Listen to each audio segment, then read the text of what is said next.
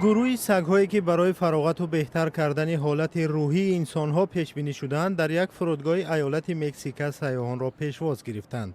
سگ‌های ذاتی بولدوگ فرانسوی با نام مامانت و ذاتی آلمانی تکس با نام دلتا در فرودگاه فیلیپ آنجلس مکزیک در دایره یک برنامه کاهش استرس یا فشار روانی در همکاری با گواردیای ملی استفاده شدند.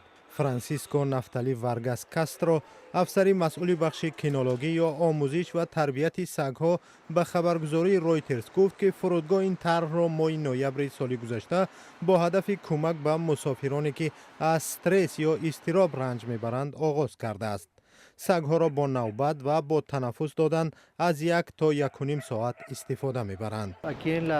در ماموریت فرودگاه در هماهنگی با گواردیای ملی ایده عالی برای تطبیق برنامه استفاده سگ‌های یاور و تسکین بخش برای مهمانان فرودگاه که استرس یا اضطراب دارند پیدا شد.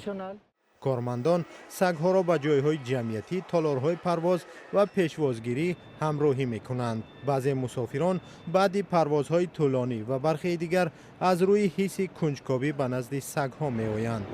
مسئولیت من از آن عبارت است که سگ را راهنمایی کنم تا آدمان او را دستمال نموده احساس امنیت و خوشبختی کنند.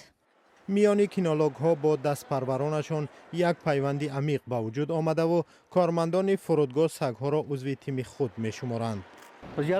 ما آنها را همکار خود می‌حسابیم. ما راهنمای آنها هستیم و سگ‌ها در نوبت خود برای رفع افسردگی و اضطراب به آدمان کمک می‌رسانند.